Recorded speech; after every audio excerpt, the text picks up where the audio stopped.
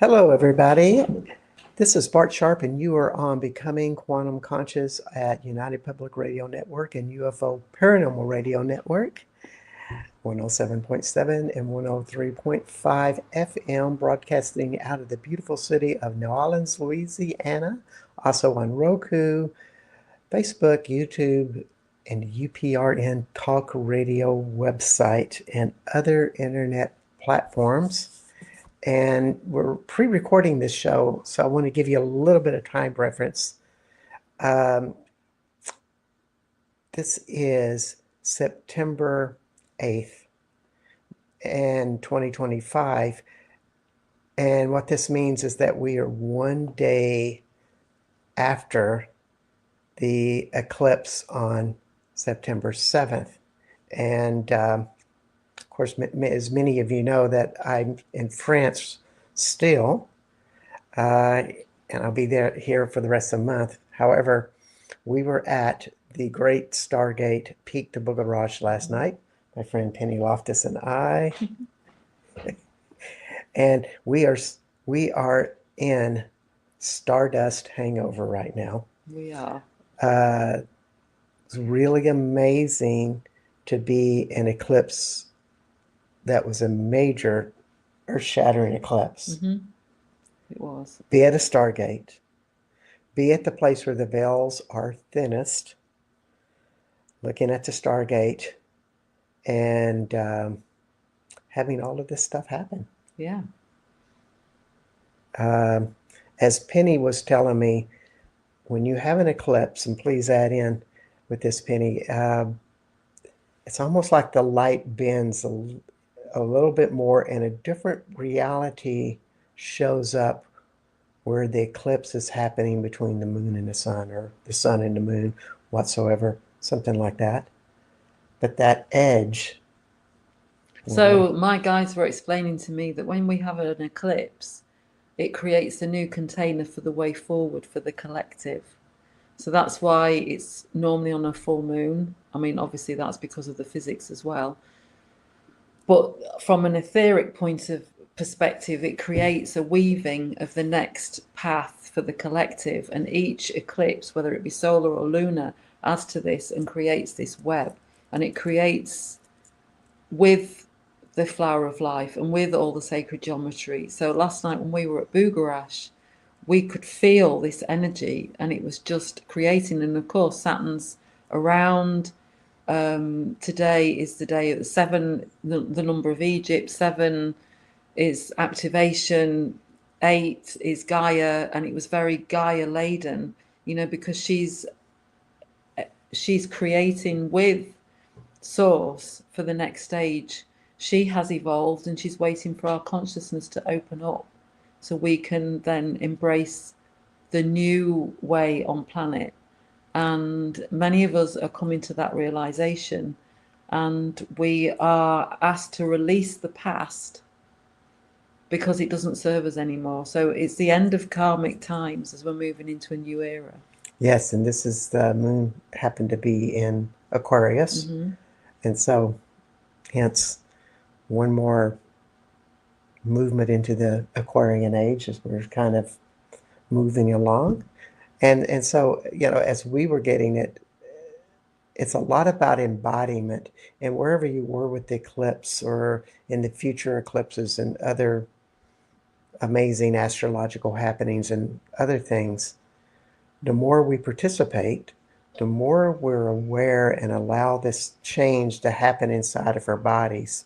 Not only are we getting facilitated for change, but we are changing the genome for all. Absolutely. It's working within your DNA.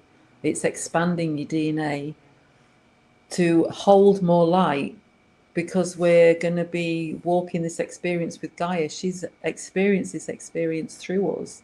And so it's up to us to hold more light. We either reincarnate or we work with these bodies and walk forward with them. Yeah. And so I think it's more fun to be on the cutting edge and be with the flow of this instead of being in resistance to it, because resistance and denial sometimes are painful. And almost like it's hard to go backwards in these times. And if you do Yes. want to go backwards, like, oh, I've had enough and I want to return to a safer age, uh, there's going to be a lot of stuff working against you, basically. So, the question is how can you incorporate this or into your own embodiment and start allowing this to be? And after we experienced this, which to me was like an experience of all of these particulates from the moon, from the eclipse, and from the Book of Rosh, all magnified together, coming into my body, and you could feel just a different vibration coming in. Yeah. I mean, the Aquarian, as you would call it in the cosmic astrology that we've channeled, it's 1185 hertz, which is the feminine God particle. And it's working in harness with the sun, which is the love energy, the 528. And so when you couple those two together, it's going to flush out a lot in the system. And this is the year of water. This is the year of 432, the all, where everything is being flushed, and we're all feeling it. Everyone, Mm-hmm. everyone. Mm-hmm. I do a lot of sessions with people, and everyone is feeling it.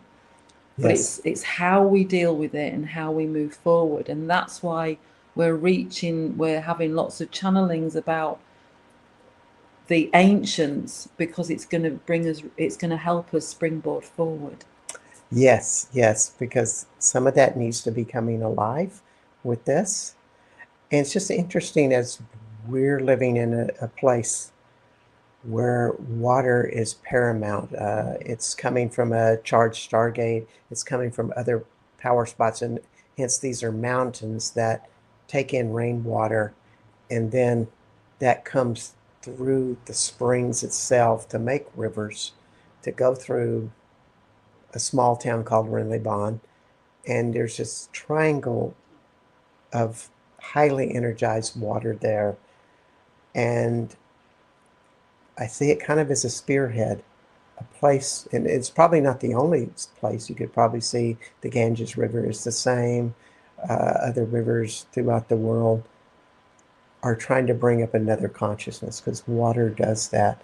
And those places where everything, all the water is piped in and it's held in containers for long periods of time, uh, we're just in that state of being of, can this water change to something higher? Because as we know about water, it's very mutable. Absolutely. It can very much change. It's like the temple in Abydos where the water comes up, the Osiris temple, and they don't know what's feeding this water. And there's a similar one in Utah, in America. Mm. And these waters are coming up, and they can't actually find out where these waters are coming from. And so Mm. this opens up consciousness. And when we were working there last year, it was quite incredible how it was working with the animals around, like the birds. There was lots of pigeons there, and they were all taking these codes from the water, and it was just magical. It really It was. is, and those sources, if one's nearby you, please drink that type of water, bring it, mix it in with that other water. Keep doing ceremonies with this because water is so important to bring in, not only in the ground but above the clouds, to get our troposphere and atmosphere healthier. Water changes that as well. I mean, as you know, you can always encode water yourself Yep, by bringing that energy in, sending it through and into the water, and it does taste differently. it does. There's a lot of ways to do that. Yeah. And just as I told you earlier, we are experiencing Stardust hangover. Mhm. It's kind of like being a little bit stoned or irie, but you're not really stoned. Mm. You're a little scrambled and everything's a little bit non-linear because there's too much going on in your body that you've not acclimated to. So we've been talking about water, whereas that's not the topic of the show today. However, good stuff. We wanted to do it this way. At least I did. Yeah. Uh, No, we both, yeah. with Yeah. the real topic of the day, because I guess we need to kind of go into this Penny is she's the only person I've known that has not been in a human body before, but has been here since God knows when. Way, way, way. We're talking 100,000 years or more. So she has some very valuable information. And also, Penny is mixes a very unique form of astrology and sound activation together to do work with people to transform, and also is very connected to Egypt, even though she lives in southwest France, which to me is the most powerful place in the world. However, for Penny, when she goes to Egypt, it's coming home to activating and being in something that is home for her.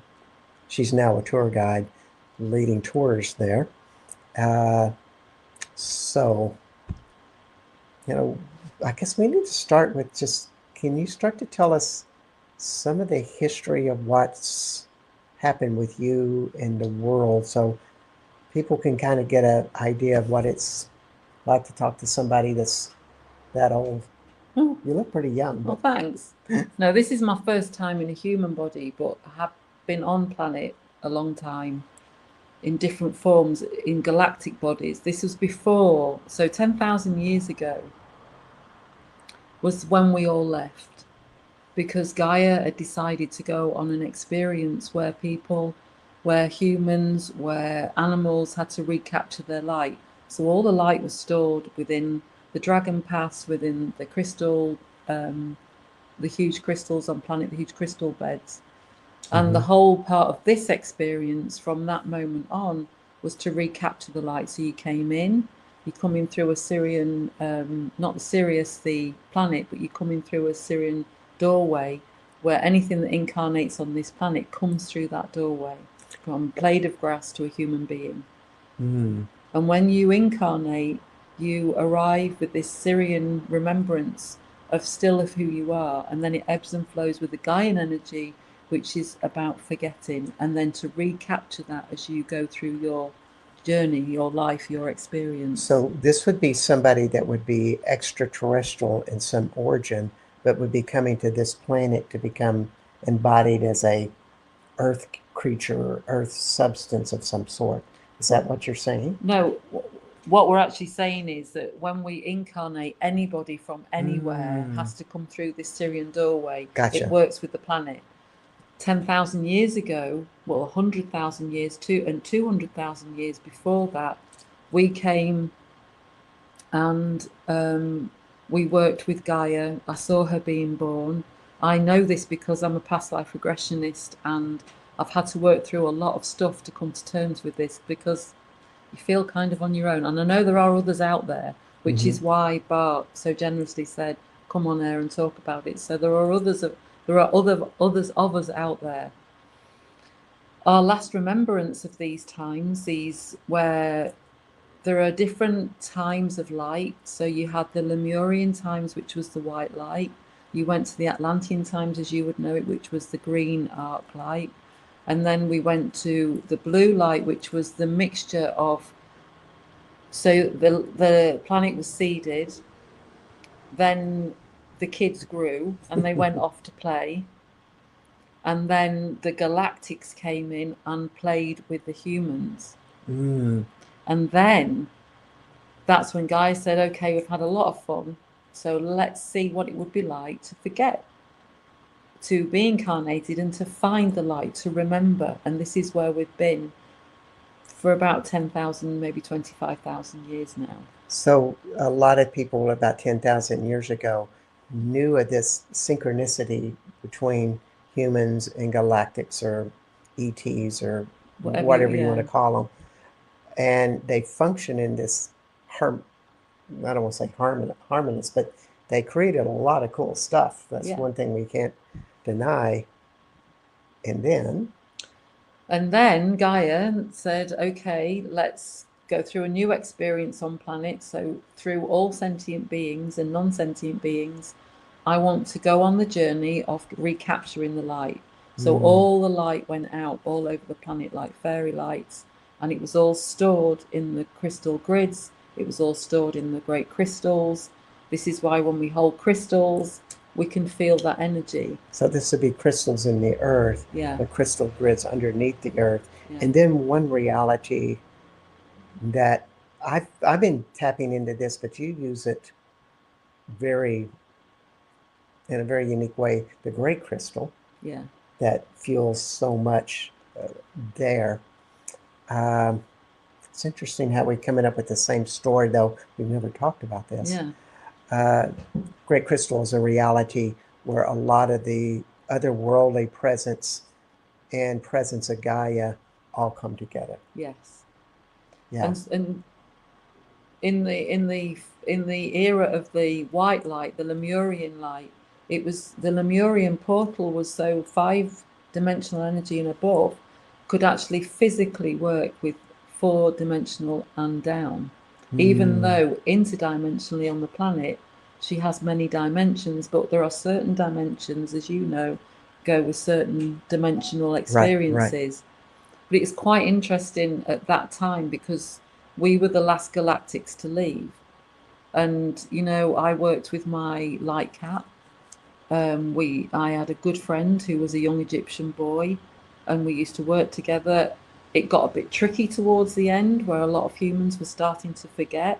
So there was a lot of fear that was coming around us. So when they say they forget their alien knowledge and that expansiveness left, and they were left with a human body that kind of like Old Testament stuff. They had fear, anger, love, all overwhelmingly empowered in their body. It must have been quite a Yeah. shock to suddenly go Well, dark. it graduated in. Like the light goes out in increments, but when I saw it, it was all the lights were going out. Like Wow. Christmas was finishing. But it wasn't. It was just another experience. There's no good or bad, there just is. Yeah. But it was phenomenal I've remembered through my past life regression this energy, and I've been doing this for quite some time now, and I've been channeling a lot. This is why we've created this new astrology, and it's frequency astrology, because it helps you recenter it during these times. And when we say frequency astrology, it means doing sound activations that parallel with your astrological design. So it's very personal Yeah. in that direction that it goes inside of you. Yeah, you have like 26 that we're aware of at the moment, energy centers that all have personal frequencies. So you can actually be very precise with your energy. It makes you make you wonder that this hybrid, for lack of better words, let's straighten this up a little bit. You don't have enough light on you. This hybrid, it probably had a lot more energy centers than just 26. Well, yeah, but our consciousness is opening. So when I started doing this back in 2012, we worked with 12 energy centers. We're now up to 26, and we've just uncovered another 2 that works with asteroids. Whoa. And lost planets. So when you talk about 24, 26, or these numbers, we're talking about planets in our solar system. Yeah, the inner solar system. The inner solar that reflects the outer solar system, Mars, Jupiter, Saturn, yada, yada, yada. Yeah, when we look to the stars, humanity always seems to ask for answers, not realizing they're asking themselves. And you have an inner solar system that we make you aware of and how to work with it, just to start off with, and then you can roll with it because it's your energy. And it's just quite fascinating when you can be really specific with your energy. There are collective, there's a human design, it's a pentagon, it's a dodecahedron.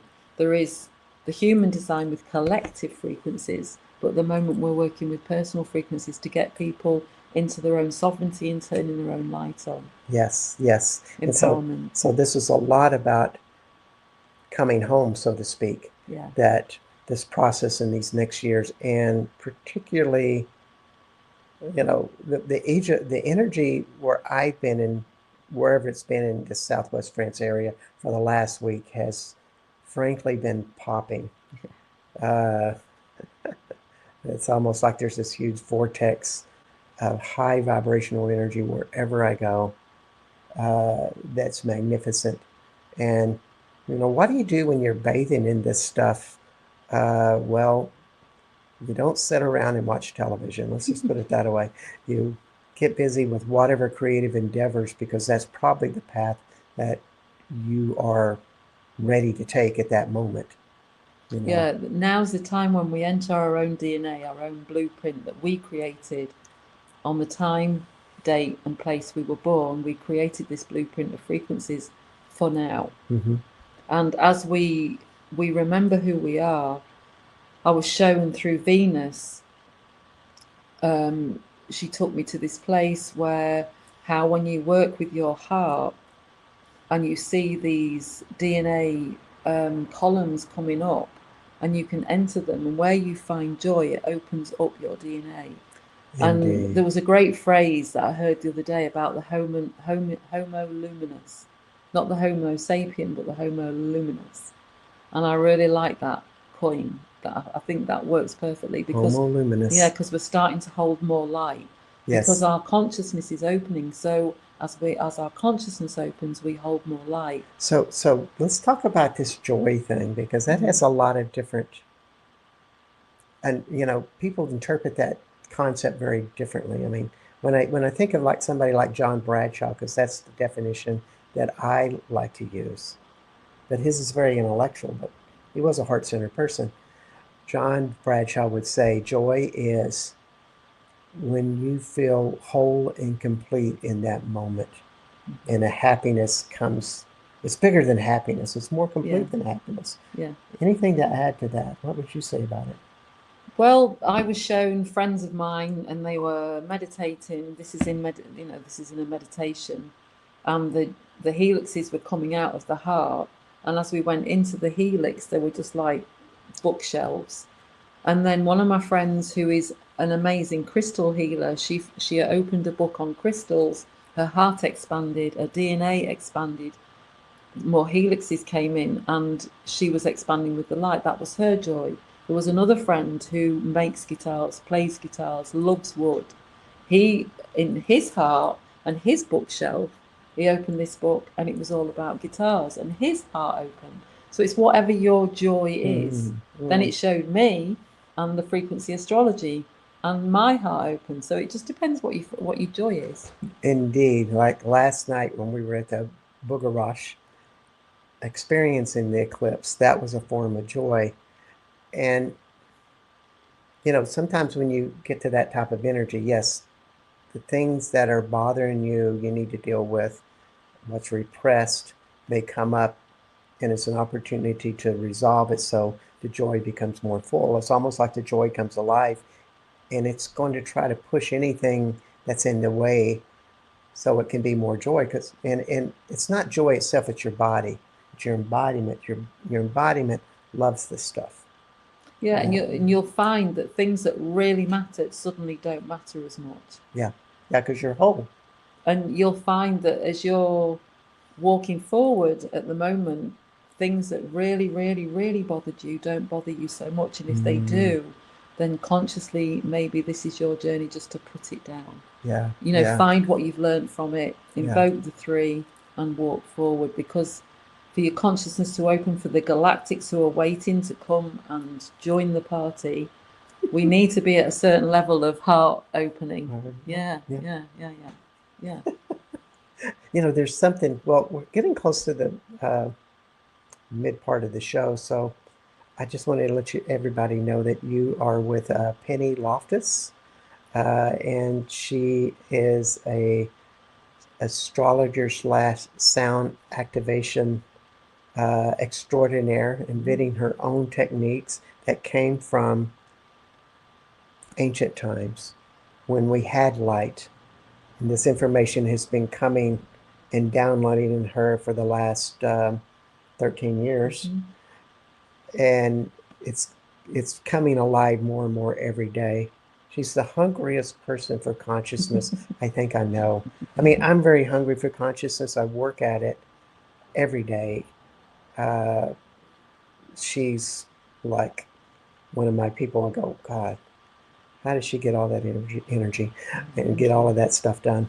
It's always amazing. So Pennie is at dragonseyehub.com and is getting ready to embark on an Egyptian tour.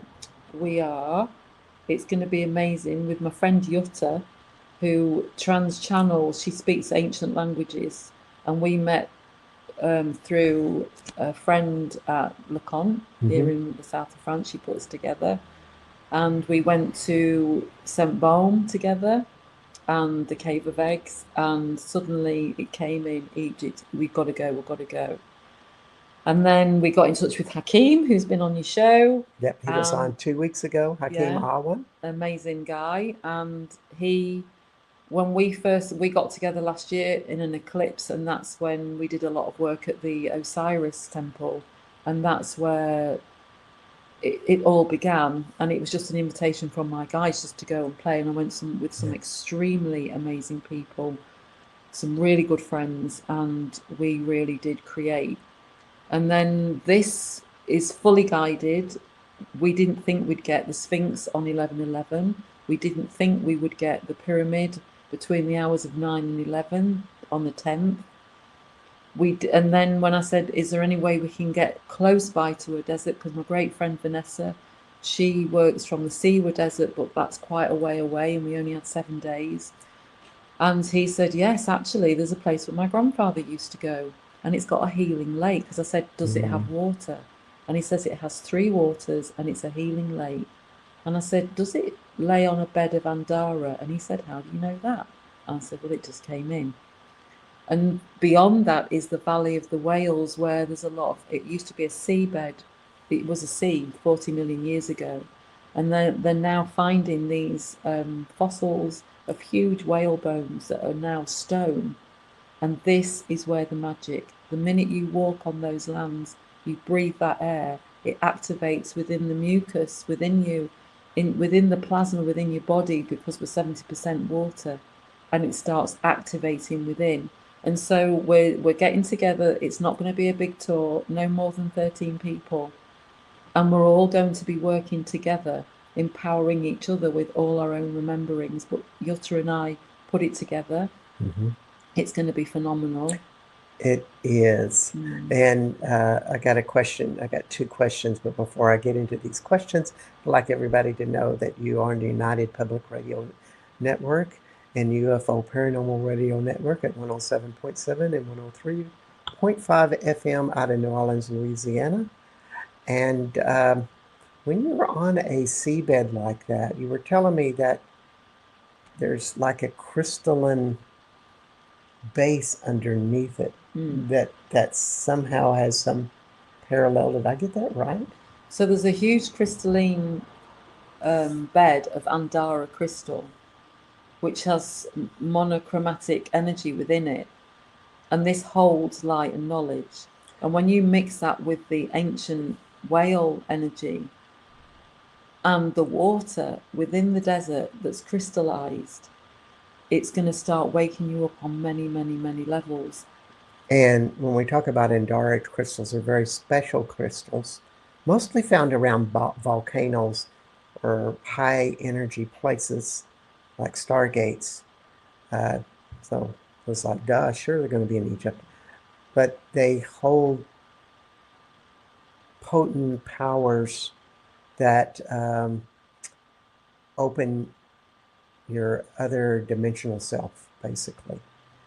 They also look like just kind of like slag glass. Yeah. You know, there's one. They're not that spectacular looking like a quartz crystal with all the fine lines and stuff. They just look like pieces of glass. However, when you pick one up, that's a different story. Yeah. Also, you brought up in the first half of the story, and you've referenced this a few times, about Gaia, almost like Gaia, which would be the life being of the earth itself, was making these decisions about the people.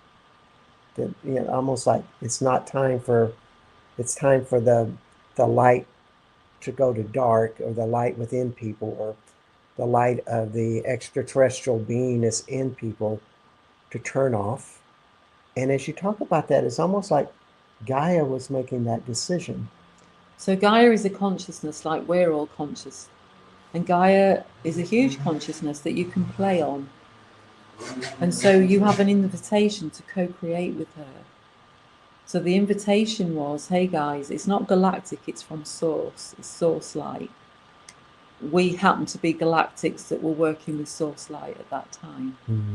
But it's really interesting when you connect with Gaia and realize that when you work with these huge energies, which she is, all planets are huge energies, we're all seeds of those energies. And when Gaia said, hey, I'm going to create a new playground, and the new playground is going to be the playground where you recapture your light, who wants to play. And you may say, hey, you're in your soul group, you're back wherever you are, and you may, well, actually, I won't mind having a go playing with that. And so you incarnate on her with that game. That's wonderful. Just to give some advice or counsel to everybody listening, whether they may not be able to go to Egypt or some of these high energy places that we talk about, how are some good ways that they can connect with this being Gaia who's within the earth? We talk about Gaia being the being of earth. Can you give some people some ideas of how to connect and be with it? First of all, bare feet on the ground. Close your eyes. Invoke the frequency of 174, which is the collective frequency of the Earth star energy, which is the connection to Gaia, and see what comes into your field. Now, if you want a personal experience, I've started not teaching, but helping people remember how to be frequency therapists. So there's 9 now all over the world. We're going to be teaching more if anyone wants to. Just get in touch. But you can get in touch with a frequency therapist and they will do your chart, and you will have a frequency that you can either invoke or you can play. It doesn't matter if you're deaf, because it's a frequency and it is a wave. And it will, if you invoke that frequency using your heart, which is your throat, it will interact with your field, which at the moment is 8 meters up and 8 meters out. If you're working with the light consciously as you are, Bart, your meter will be 12 meters. And right now, all our fields are expanding, which is what we're feeling. Yeah. That can bring uneasiness. That can bring, I'm not sure about this. It can, but it's shaking the energy. Your field is expanding, so you can actually see, hear, and feel more in many different ways. Yeah. I think it's a lot in just stretching out and believing that you can. For me to connect with the spirit of Gaia, I asked Body, can you connect with Gaia? And a part of my presence goes down into the earth just super fast. Well, there's not a speed to it, but I feel like I connect with a small sun, but it's a very gentle and it doesn't have all this power emanated out of it. It's just this life force that's so powerful that it doesn't need to emanate something that pushes out. It just gently vibrates. And that's how I feel it. And then when I connect with Gaia and I have that link, then I ask that link, that energy, to come into my body so my body can learn that vibration. That's lovely. And there's a lot of ways you can do it, and so you can find your own ways. It's not like you don't need anything. You just need your heart. You just say, bare feet on the floor, I want to connect to you now, Gaia. There's many ways. People call it earthing, but you can just simply connect, especially right now because the energy's hot. Yeah, I think you just have to try. You see what happens. You trust, and be humble with it. Sometimes I connect with energies or think I'm connected to energies and I miss it, but I think I am. But after I do it for a while, I go, well, this really probably wasn't it. You can make as many mistakes as you have your successes. I mean, I would also say that you can imagine light coming in through the top of your head, coming into your heart, and then expanding out your feet and your hands into your field, into Gaia, and offering this light. Do it 3 times maybe. Yep. And then say, I'd like you said, I'd like to connect to you. Or you can say, I invoke my 174. I am released and I am received.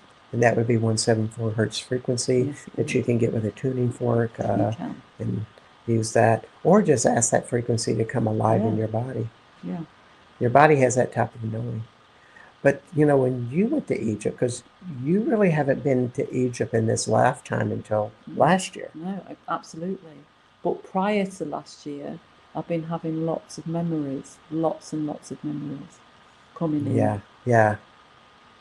So can you give us some ideas of what you see Egypt was way, way, way back?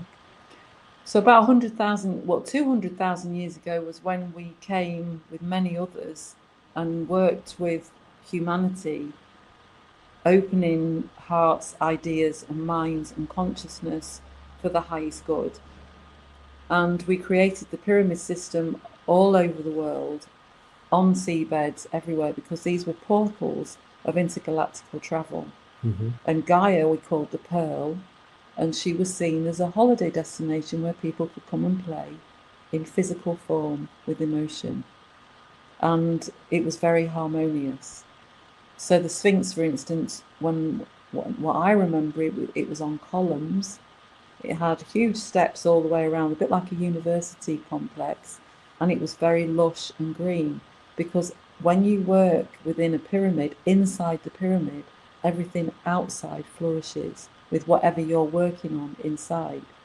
And because when we used to work, it was called a stream of energy would come in like a thread, like a string, and you could absorb into it to depart, or you could come through that thread, and you would then, the sarcophaguses would have either, we were talking about this last night, either a mummy or of a body that you can then come straight into. You didn't have to incarnate and create the body. You could just come in and use one. So they were mummified and stored and kept for you to use. I remember that conversation we were having yesterday. It's almost as if the mummy had a DNA encoding like all bodies do. Yeah.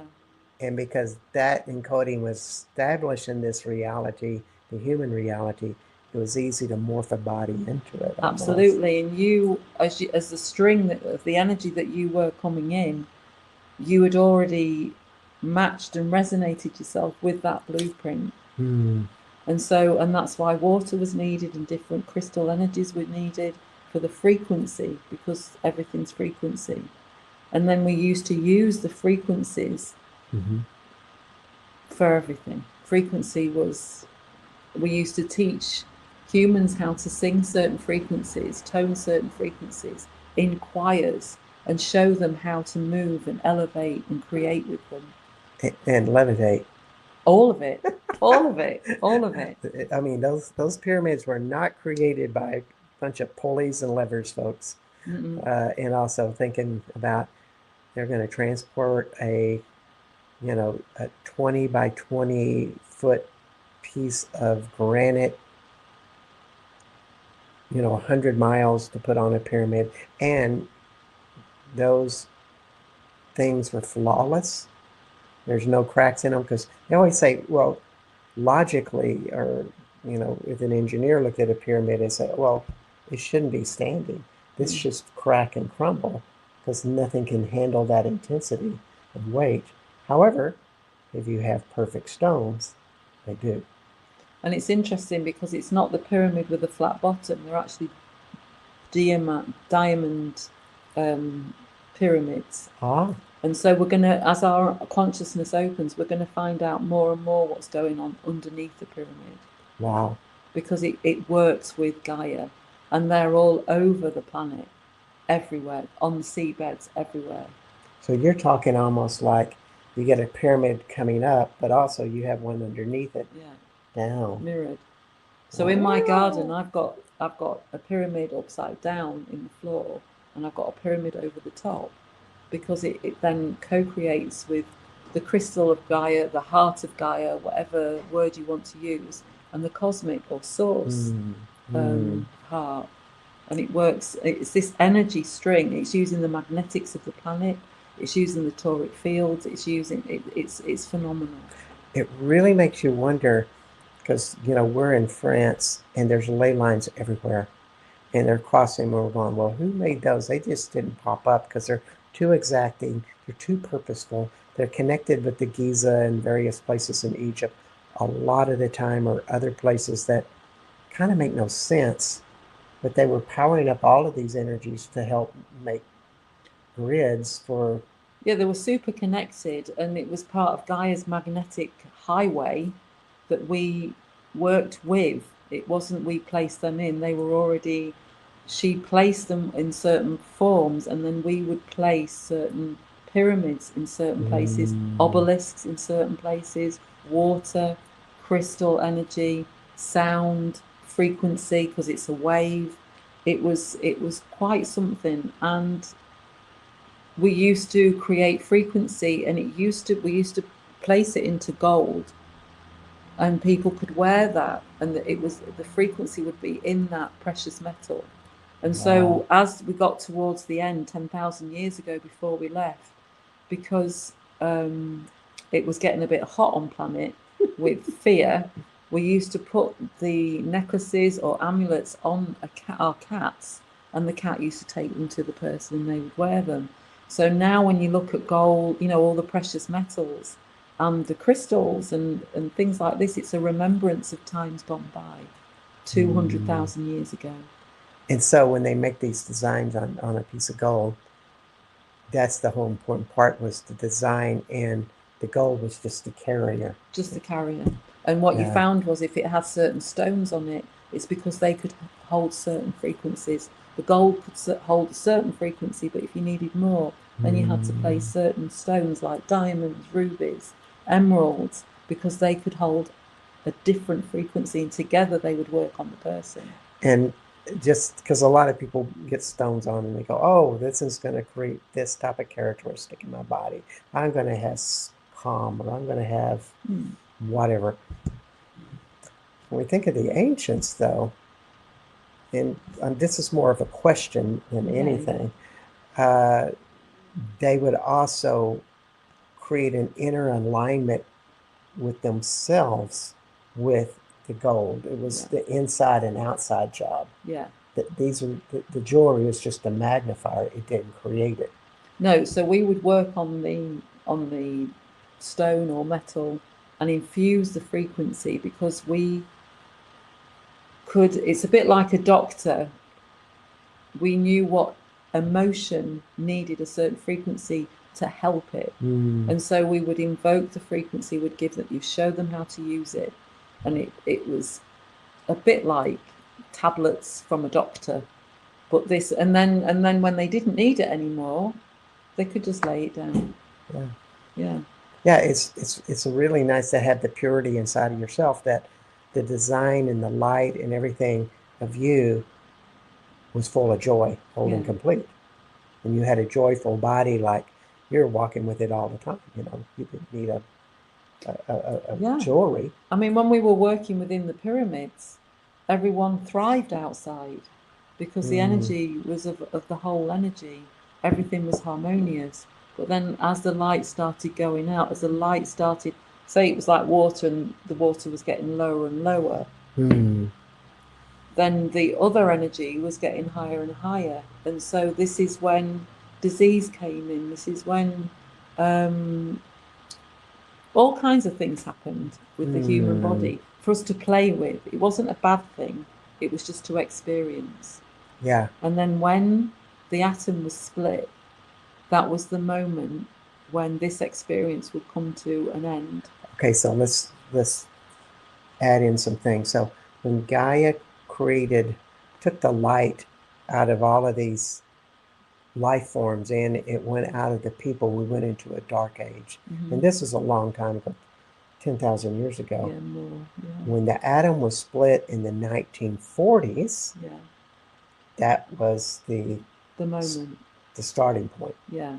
And so then after that, we had the harmonic convergence, we had the indigo children, we had so much coming after that. But the first generation that was born after that, we have collective frequencies in our throat energy, in our harps. And the first generation to come in that was, because this was sent out to all the different matrix 6 holograms universes, that the atom has been split on planet Earth in that certain solar system, on that certain dimension. It's time to come in. So people would incarnate with 528. The next generation would be 639. So it was a wake-up call to all the other planets to come in. And of course, they've been circling the planet all along, though more of them have come. But also the humans that had all of this dormant DNA in their history of incarnations, that started waking up. Yes. Okay, getting this straight. Yeah, because what you find is that it's not done to us. Like Guy said, I'm having this experience, who wants to join? So people incarnated. Then we had a bit of an experience with karma. So now we're bringing karma to an end, which is why there are many galactics, there are many all playing out karma on this planet, because the karma was an issue at some point, because it was slowing the cogs down, and this was resonating out to other matrices, other holograms of the universes. So everyone knew at some point they had to come in and balance this out. And it's not Gaia who's doing this. People who incarnated to play this game are playing it out now. Yeah. Yeah. Wake up, people. Yeah. Or not, if that's your journey. But we prefer you wake up. Yeah. And to start to practice some of these tools of like, how can I become more joyful in my life, embody this, to where a design in me is actually lighter in my body. I'm not carrying so much negative emotions all the time, but actually I am joyfully making guitars or doing paintings or going to my job and being a fun guy or something. There's so many applications that this comes out. You don't have to be sitting in a chair by yourself meditating with crystals and having fancy jewelry on. It's so different. You brought up a point that might be applicable today. I'm just going to ask. You're saying when the fear started heating up, people started changing. And it's just so funny because right now, all over the world, there's a lot of fear happening, and the world is heating up. Yeah. When we have an emotion of any kind, Gaia reflects it. And I mean, this is a whole other subject, but Gaia would absorb a lot of it, but now it's time to open our consciousness. She's not subduing it as much as she did, but whatever we create, she can mirror it. And the rest of it, that's what it's all about. Yeah. We are the inner solar system, and there is an outer solar system. Yeah. We have a reality that we're creating, but we're unconscious of it, but we're now coming into a conscious moment. I know it's a concept. Yeah. I mean, the concept was, when it first came in, was you are the stars. And this is a personal job. You can say, well, the world's changing and I'm not going to live with fear. You're probably going to be living in denial. Not denial. And it's kind of like, no, there are things to be afraid of. But do you handle that and try to push it out of your life like, oh, I can't have that, I'm afraid of it? That exasperates fear, as opposed to looking it straight in the eye and seeing what you're afraid of and seeing the worst case scenarios of all your greatest fears and seeing them as clearly as you possibly can and receiving them. And then they start to be embodied in you, and then you can start working with them and they start to feel different. The world isn't working out the way I planned. It's very true. However, I can look at that and go, yes, it's not. I don't have all the answers, and I'm not a president or a king or anything. So I had to have some humility there. However, I keep my perspective up This so is it doesn't it. eat me up. And Yeah, therefore, I contribute to Gaia being happier.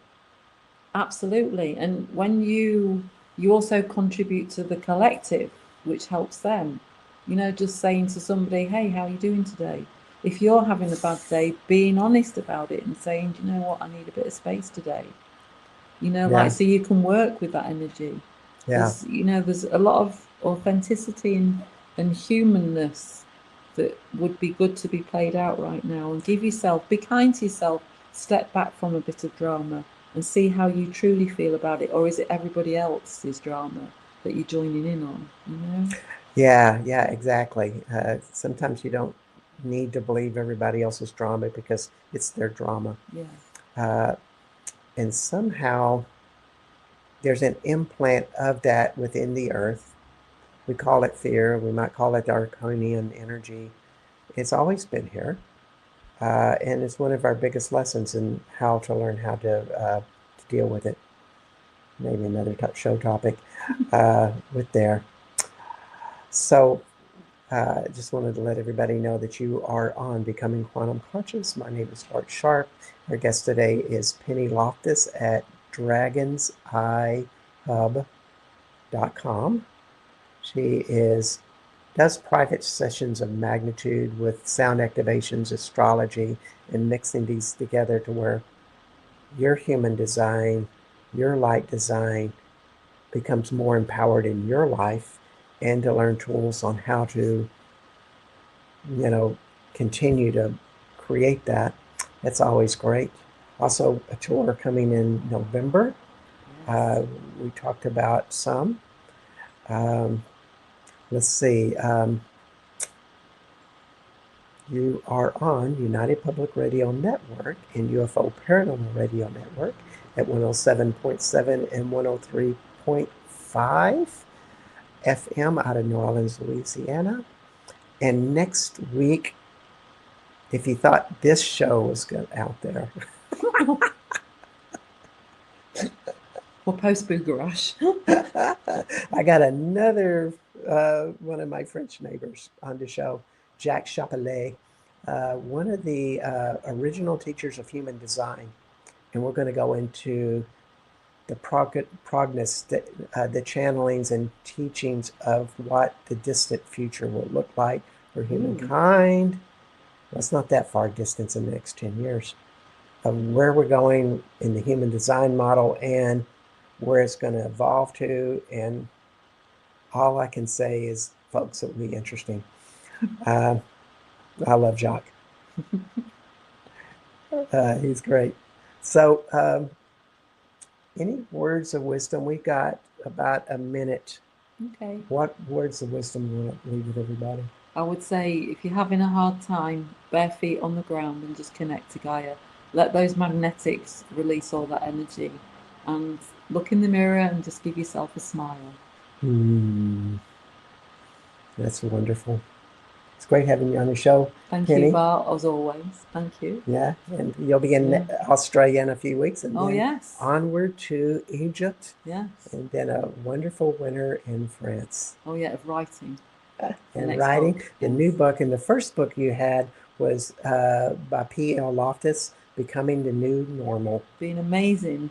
The new normal. Yeah. The inner solar system. Yeah. Yes. Thank you so much for reminding me. Sorry. All right. We'll see everybody next week. Bye for now.